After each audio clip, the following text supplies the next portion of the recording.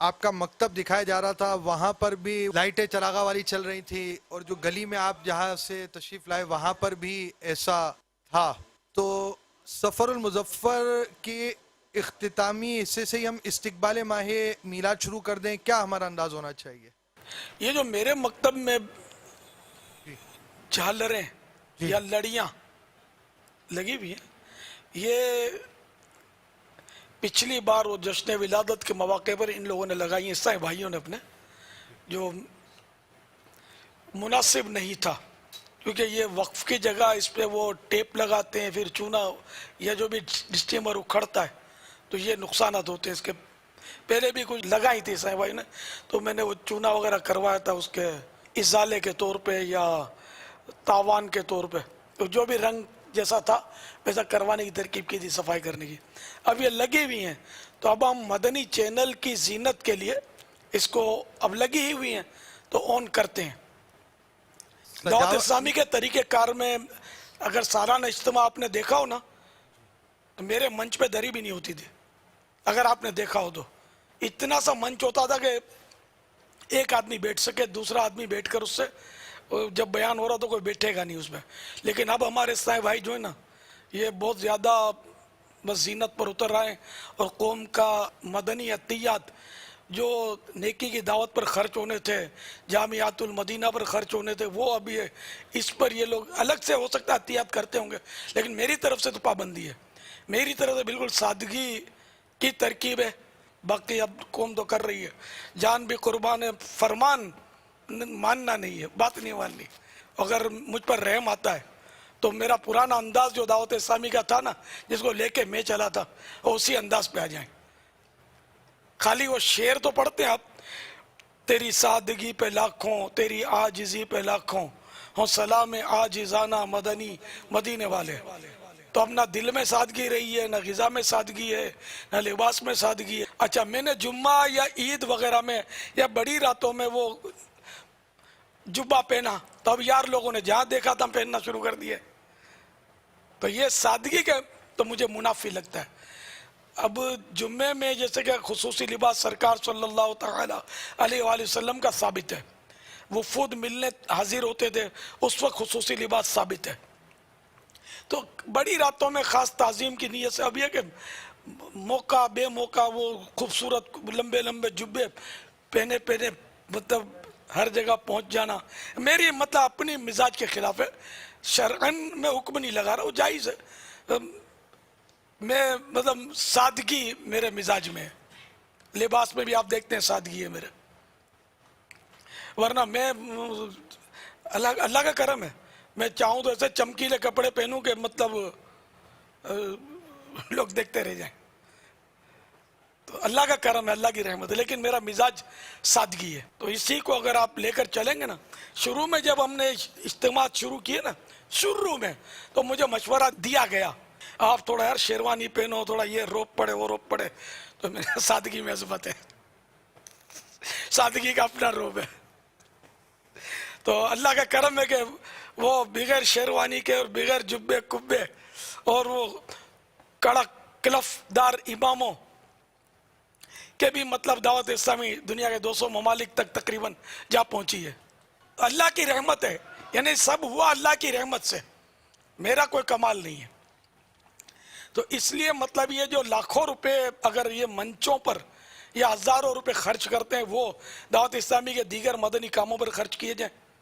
بہت بہت کام کرنا ہے، بہت پیسوں کی حاجت ہے، بہت مسجدیں ہمیں بنانی ہیں. تو اب 1,00,000 روپے کے آپ نے خوبصورت منچ لگا دیے اور لائٹنگ سارا اجتماع کا جگمگا دیا، یہی 1,00,000 روپے کی ایک مسجد بنا دو، ثواب جاریہ ہو جائے گا آپ کے لیے. جو میں کہتا ہوں تو سمجھنے کی کوشش کریں. بالکل سادگی ہونی چاہیے. جتنے بھی بڑے، تو چاہے غریب زادوں کے ہوں، چاہے ان کے ابو کے ہوں، میرے ہوں، یا کسی رکن شورا کے ہوں، سب میں سادگی ہونی چاہیے. ظاہر میرے بچے تھوڑی بولتے ہیں کہ یہ سب لگاؤ. اب مگر اب بچے یہ بیچارے ظاہر ان کو یہ بھی سمجھا لے جائیں گے تو شاید ان کی بھی نہیں سنیں گے، یہ سمجھیں گے کہ شہزادہ انکساری کرتا ہے. تو اس لیے وہ میں تو آ نہیں رہا نا آپ کے اجتماعات میں، تو میں بولتا ہوں نا میرے بچوں کو بالکل سادگی کی مطلب ترکیب میں آپ رکھیں. کوئی ضرورت نہیں آپ مطلب یہ چاندنیاں بچھائیں قالین اور گالیچے بچھائیں. یہ اتنی مہنگائی ہے یار, ہزار روپے کے یہ کرائے میں جاتے ہوں گے ان کے. سادہ کرو آپ, ہم کو نماز پڑھانی ہے لوگوں کو یار, نمازی بنانا. تو نمازی بنانے کے لیے اتنی ساری ٹپ ٹاپ کرنے کی ضرورت تو نہیں ہے نا. زینت شخصیت سے ہوتی ہے. اب جیسے کہ میں بیٹھا ہوں آپ کے سامنے اسکرین پر, اور میرے پیچھے یہ خوبصورت محرابیں آپ کو نظر آ رہی ہیں, کبھی اس سے بھی زیادہ خوبصورت ہوتی ہیں. اچھا میں ہٹ جاؤں اور یہ خوبصورت محرابیں اور یہ جگمگ یہ زینت ہوتی رہے, تو کیا ناظرین بیٹھے رہیں گے؟ ناظرین ان کو دیکھنے آتے ہیں, آپ کے محرابوں کو اور خوبصورت بیل بوٹوں کو, یا کسی فرد کے نام پر وہ سننے کے لیے بیٹھتے ہیں کہ یہ بولتا ہے تو اپنے سنتے ہیں اس کو؟ اللہ کرے دل میں اتر جائے میری بات. تو زینت شخصیت سے ہوتی ہے, گیدرنگ شخصیت سے ہوتی ہے, اجتماع کی کثرت شخصیت سے ہوتی ہے, زینت سے نہیں ہوتی.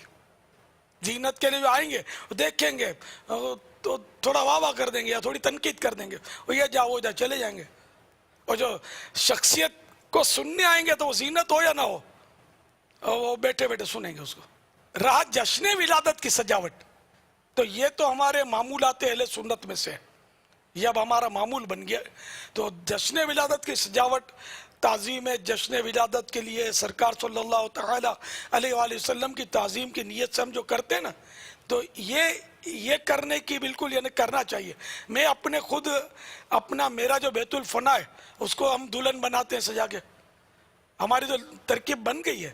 اور 25ویں شریف کو اعلیٰ حضرت کے عرس کے موقع پر اعلیٰ حضرت کے عرس کی تعظیم کی نیت سے انشاءاللہ یہ جلائیں گے ہم بتیاں, جھنڈے لگائیں.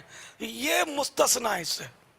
رہا یہ کہ اجتماعات کو سجاوٹ کرنا یہ بھی ہے جائز اگر اچھی نیت ہو تو, اور اگر نمود و نمائش کے لیے, واہ کے لیے کہ واہ یار بڑا سجایا تھا, لوگ داد دیں گے تعریف کریں گے, تو پھر ثواب نہیں ملے گا. ثواب کی صورت یہ کہ تعظیم کی نیت سے. لیکن مطلب اب سارا ہی سال سجاوٹ کرتے ہیں, میں جیسے وہ لمبا جبہ جو جمعے میں پہنتا ہوں, میں ہر وقت پہنے پھروں گا تو لوگوں کو عجیب سا لگے گا یار اس کو ہو کیا گیا ہے. تو ہر چیز اس کے موقع پر اچھی لگتی ہے. تو سجاوٹیں ہماری جشن ولادت پر بہت جمتی ہیں.